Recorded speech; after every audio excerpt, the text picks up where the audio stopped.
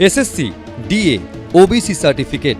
মঙ্গলবার পশ্চিমবঙ্গের তিনটি গুরুত্বপূর্ণ মামলার শুনানি ছিল সুপ্রিম কোর্টে, যার উপর নির্ভর করে রয়েছে হাজার হাজার মানুষের ভবিষ্যৎ। কিন্তু একই দিনে বাংলার 3টি মামলারই শুনানি পিছিয়ে দিল সুপ্রিম কোর্ট। কোনো মামলার শুনানি মুলতুবি হলো, আবার কোনোটির শুনানি পিছিয়ে গেল। কলকাতা হাইকোর্টের নির্দেশ অনুযায়ী এসএসসির প্রায় 26,000 চাকরিজীবীর চাকরি কি বাতিল হবে, নাকি বৈধ এবং অবৈধ চাকরি প্রার্থীদের আলাদা করা যাবে তা জানতে মঙ্গলবার সকাল থেকে সবার নজর ছিল সুপ্রিম কোর্টের দিকে। কিন্তু প্রধান বিচারপতি সঞ্জীব খান্না, বিচারপতি সঞ্জয় কুমার ও বিচারপতি কে.ভি. বিশ্বনাথনের বেঞ্চে শুনানি শুরু হতেই তা মুলতুবি হয়ে যায়।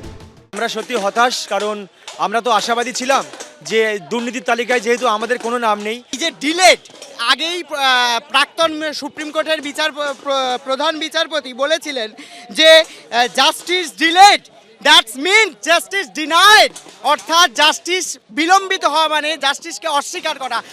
15 জানুয়ারি দুপুর 2টোয় ফের এই মামলার শুনানি হবে।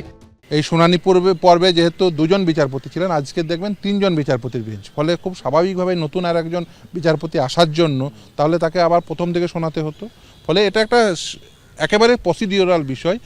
গত বছরের 22 এপ্রিল নিয়োগ দুর্নীতি মামলায় কলকাতা হাইকোর্টের বিচারপতি দেবাংশু বসাক ও বিচারপতি মোহাম্মদ সব্বর রশিদি ডিভিশন বেঞ্চ 2016 সালের নিয়োগ প্রক্রিয়া বাতিল ঘোষণা করে। তার ফলে চাকরি যায় 25,753 জনের। যারা মেয়াদ উত্তীর্ণ প্যানেলে চাকরি পেয়েছিলেন, যারা সাদা খাতা জমা দিয়ে চাকরি পেয়েছিলেন, তাদের বেতন ফেরত দেওয়ার নির্দেশও দেওয়া হয়।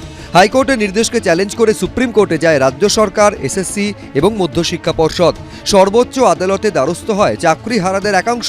সেই মামলার শুনানিতে গত 19 ডিসেম্বর সর্বোচ্চ আদালতে একের পর এক প্রশ্নের মুখে পড়ে রাজ্য সরকার। গোটা বিষয়টি নিয়ে আশঙ্কা প্রকাশ করে প্রধান বিচারপতি এও বলেন, আমি জানি না ডাল মে কুছ কালা হ্যায় ইয়া সব কুছ হি কালা হ্যায়। প্রধান বিচারপতি আরও জানতে চান রাজ্য সরকারের অবস্থান কি। রাজ্য সরকার কি মনে করে যে বৈধ অবৈধ চাকরি প্রাপকদের আলাদা করা সম্ভব নাকি সম্ভব নয়?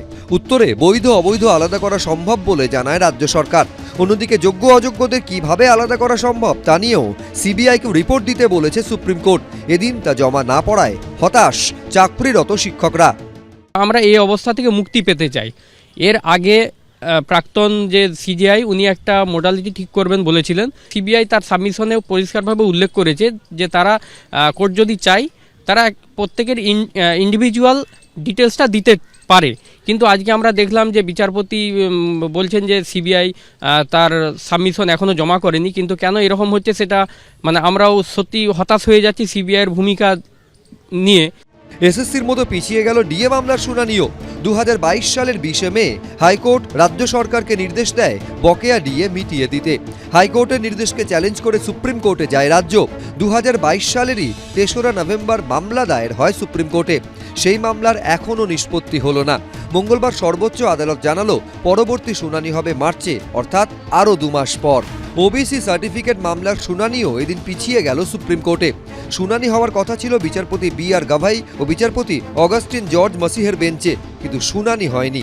এই মামলার পরবর্তী শুনানি আগামী 28 ও 29 জানুয়ারি। বিজেন্দ্র সিংহ, সৌভিক মজুমদার, কৃষ্ণেন্দু অধিকারী, এবিপি আনন্দ।